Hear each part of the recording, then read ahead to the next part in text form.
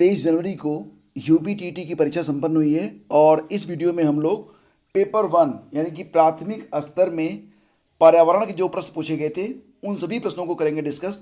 तो पूरा वीडियो आप लोग ध्यान से देखिए और देखिए कि आपके कितने प्रश्न सही हुए। फिलहाल यहाँ पर प्रश्नों को देखकर आपको लगेगा कि बहुत ही अच्छा पेपर आया था, मतलब सभी प्रश्न आप कर सकते थे। जिन लोगों ने थोड़ी तैयारी की होगी वो लोग 30/30 यानी कि 30 प्रश्नों में से सभी 30 प्रश्नों को सही कर सकते हैं।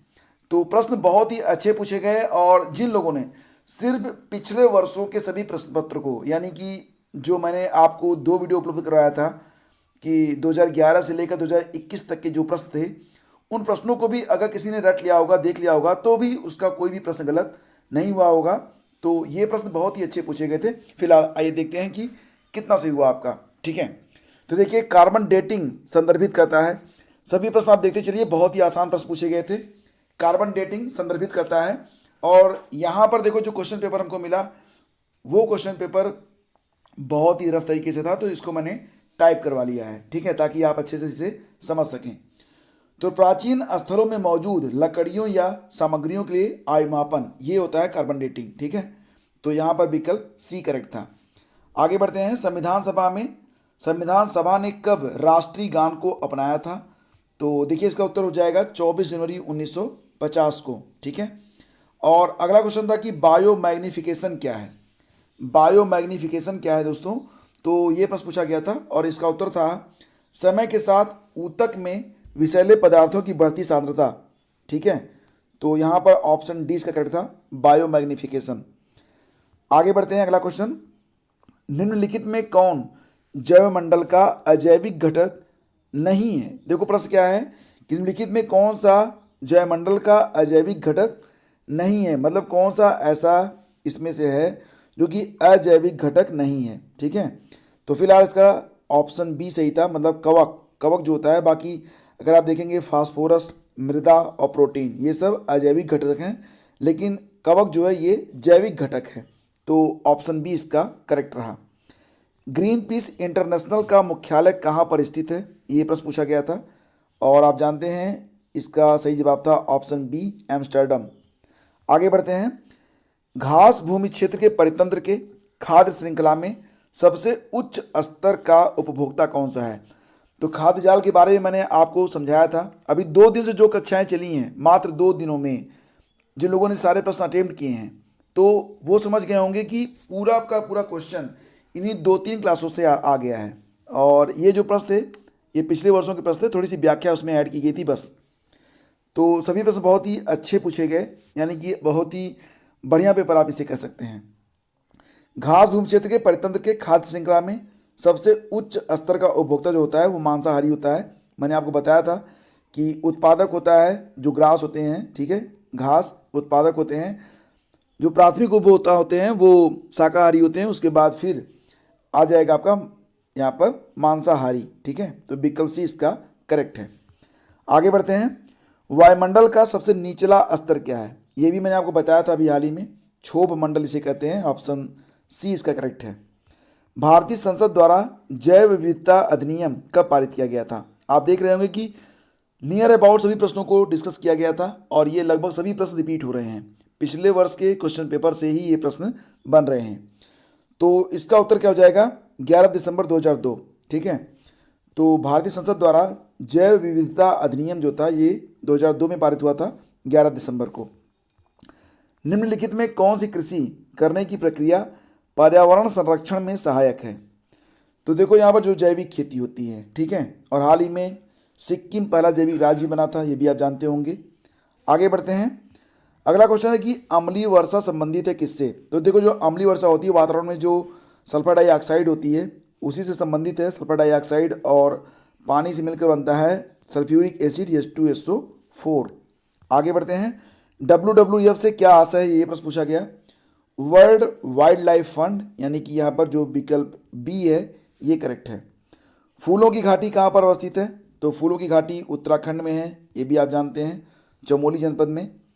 और अगला क्वेश्चन पूछा गया कि भारत में निम्नलिखित में कौन सी एजेंसी मुख्य रूप से प्रदूषण के मापन से संबंधित है? प्रदूषण के मापन से संबंधित, तो सही जवाब था इसका ऑप्शन सी, ठीक है। केंद्रीय प्रदूषण नियंत्रण बोर्ड ये केंद्रीय एजेंसी है जो कि प्रदूषण का माप करती है।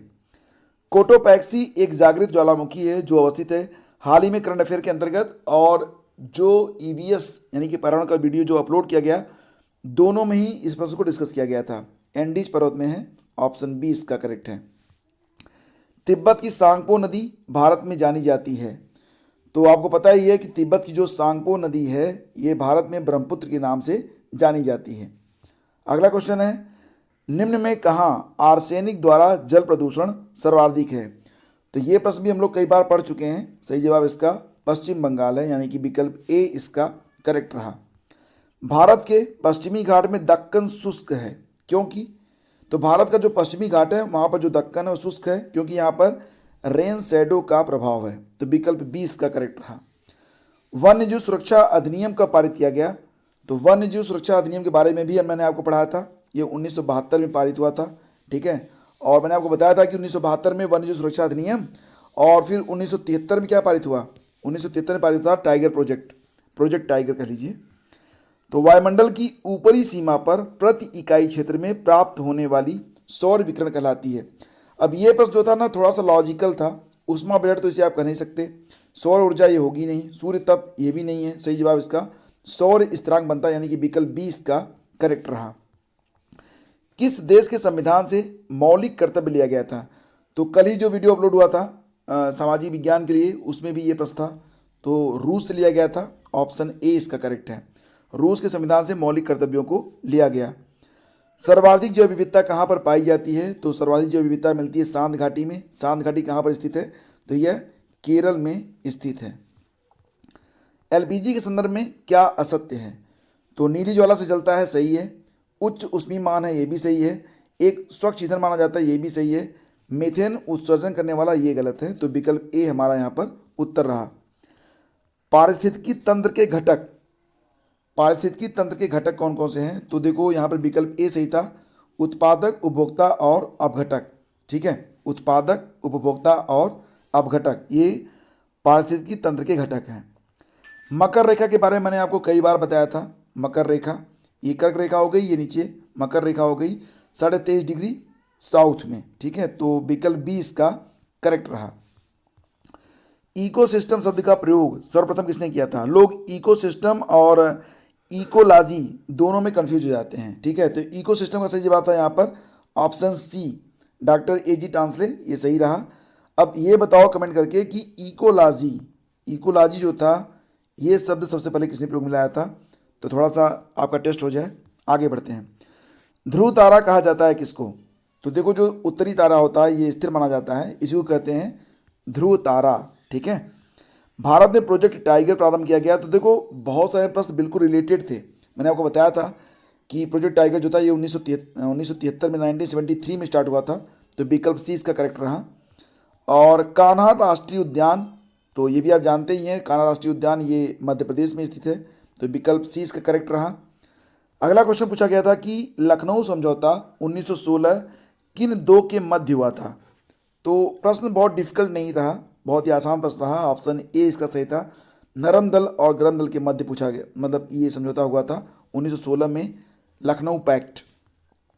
जंगली गधों का अभयारण्य कहाँ पर स्थित है? तो ये गुजरात का जो गिर अभयारण्य है कच्छ के रण में, वहीं पर स्थित है। और जो जंगली गधे होते हैं वो जब रोते हैं ना तो बिल्कुल इंसानी आवाज़ में रोते हैं, ये उनकी विशेषता होती है। तो ईवीएस के ये 30 प्रश्न पूछे गए। और मैंने जैसा कि आपको बताया कि अगर सिर्फ पिछले वर्षों के क्वेश्चन पेपर को किसी ने अगर व्याख्यात्मक तरीके से पढ़ लिया होगा तो सभी प्रश्नों के सही उत्तर वो दे पाया होगा। तो बताइए कि आपका कितना सही हुआ। और अगर किसी प्रश्न के उत्तर में आपको कोई डाउट है नीचे कमेंट करिएगा, मैं आपको उसका समुचित उत्तर देने का प्रयास करूँगा। तो वीडियो यहीं पे समाप्त करते हैं। और बाकी विषयों की जो उत्तरमाला है उसका लिंक इसी वीडियो के डिस्क्रिप्शन और कमेंट बॉक्स में दिया गया है।